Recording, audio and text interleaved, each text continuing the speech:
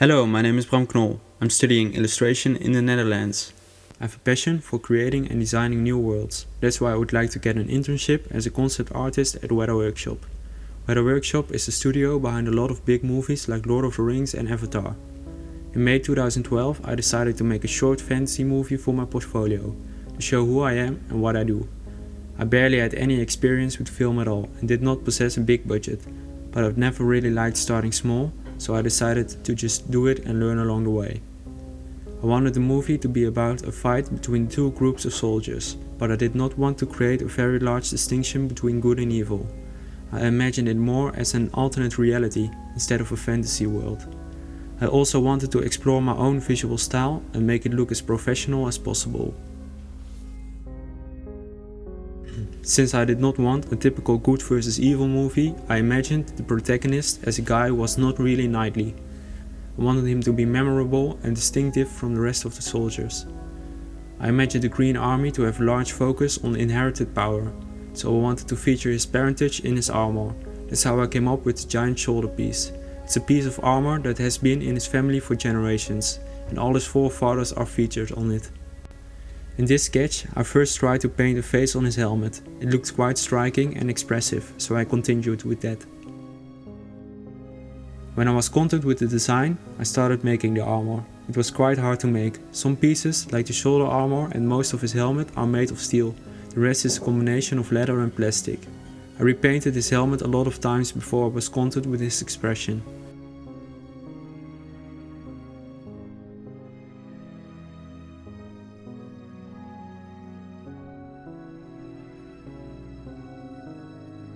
To add some more texture to his armor, I thought it would be nice to cover his belt and shield with feathers. I had to search for them one by one in a nearby forest.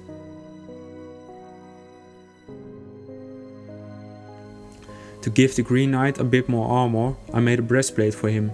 My father Richard, who played his role, was not really happy with that, since the armor prevented him to sit and increased his body temperature significantly.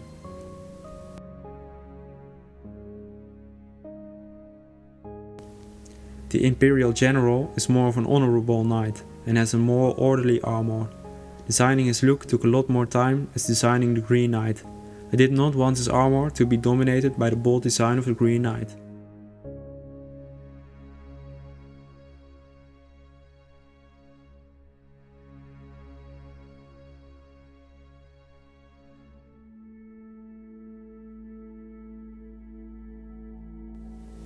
Like the green one, this armor is made from a lot of different materials. I used steel and leather, but also plastic and fiberglass. The first version of the armor was not as impressive as I wanted it to be, so I went back to my Wacom tablet and redesigned him a bit. That's when I came up with the burning face painted on his helmet.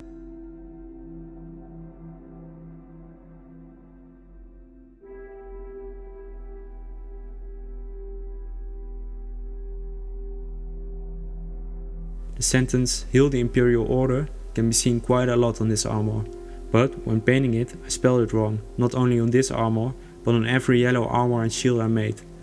Luckily someone noticed it on time and I was able to correct most of the mistakes before production began.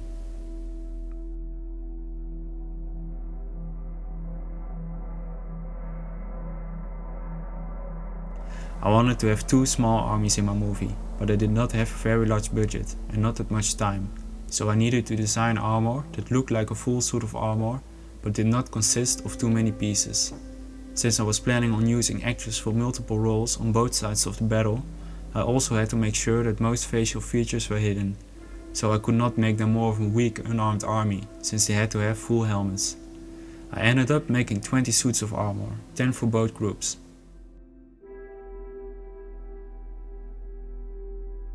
The Green Army, like the Green Knight, is more chaotic and less organized. Every family has its own sigils and signs, and every soldier looks different.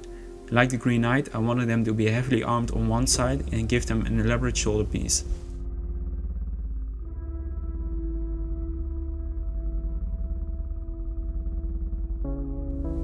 The Imperial Army is more organized and more professional.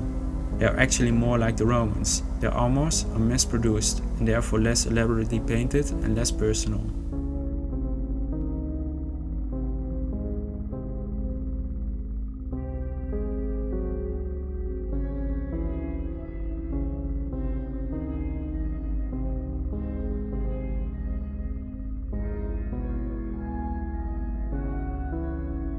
All these soldiers needed something to fight with, so I made around 25 weapons and 15 shields for them. I also made 2 steel swords for the main actors. I wanted to have very large shields, so the unarmed parts of my soldiers would be covered. At first I tried to sand the shield from some thick pieces of wood. This took too much time and ended up being very heavy and impractical. The rest of the shields are made from bent, thin pieces of plywood.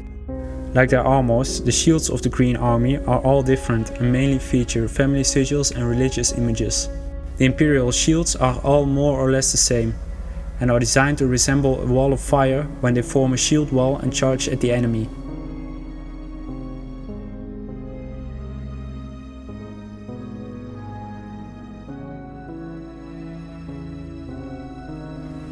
All the weapons are fake and made of wood, except for the 2 hero swords. Those are made from iron and were also sharpened. They were quite dangerous. I really hoped no one would get stabbed during production.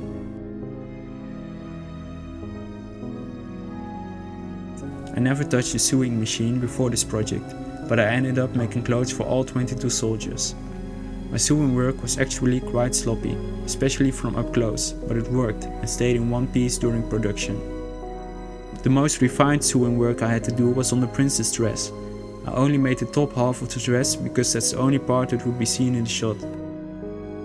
For the main actors, I made 2 pairs of medieval looking boots from old sneakers. The rest of the actors wore pieces of cloth around their legs to resemble boots. In total, I used around 50 belts for the costumes. I collected most of them by buying all the old belts from all second-hand shops in the area. For the second half of the movie, I needed about 20 fake corpses, but it was at the end of my budget.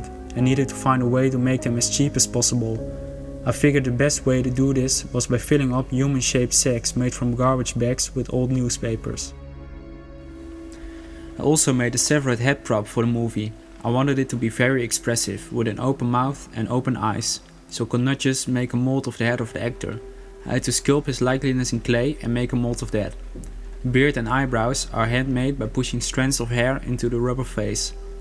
Inside the head there is a small container which can be filled with blood. The blood then comes seeping out of the severed neck. At first I was planning on shooting the film outside, against a green screen, and I wanted to do the camera work myself. After a test shoot, luckily I decided against that, and not only hired a camera crew, but was also lucky enough to be able to use my neighbor's large machine storage room as an improvised film studio.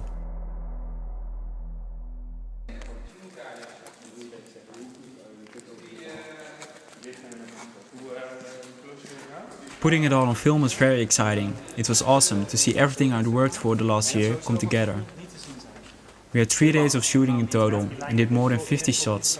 For these 50 shots we had over 212 takes.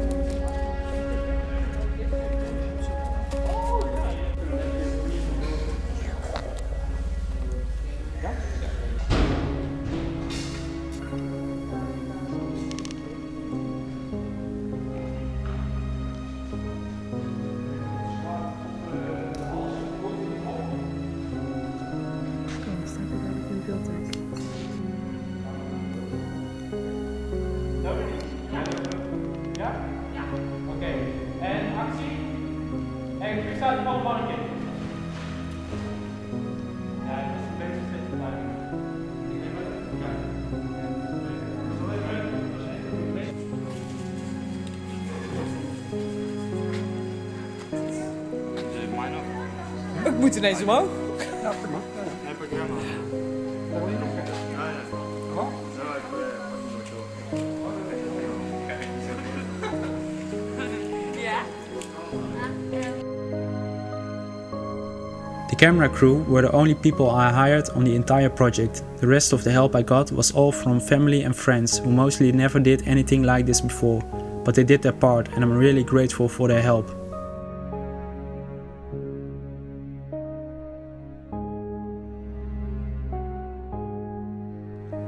The visual effects of the spare took a lot of time to make. I knew it was gonna take a lot of time, so I planned to work on it all summer, but it ended up taking even more time as expected. First, I had to remove all the green backgrounds from the footage. This is called keying. Keying the footage was quite a nightmare. We did not lit the green screens properly and half of my actors were wearing green armors, which become invisibility armors if you key them normally. I ended up having to remove a lot of green screens frame by frame. After the keying process, the shots needed a new background. I made some tests, but it all looked quite ugly. The sand was the wrong color and there were not enough dead people on the floor.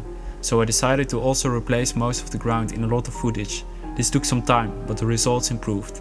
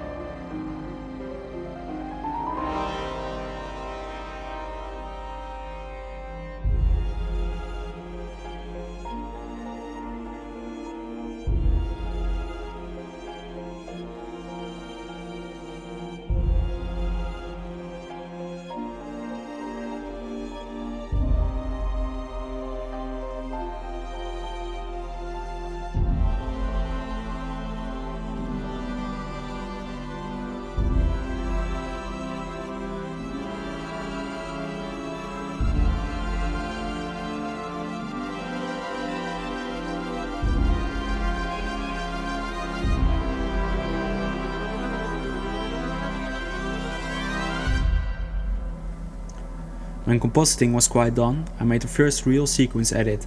I was not really content with it and decided to film some extra shots.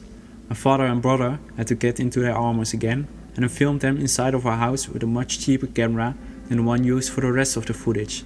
Those shots had to be keyed out again and got some new backgrounds. After that it was time to start working on the intro shot, which features the castle under siege. After some thinking, I decided to make the castle virtually in 3D. It took a lot of time to render and to work on the large files. When compositing the castle, I used more than 100 layers, which significantly slowed down my laptop.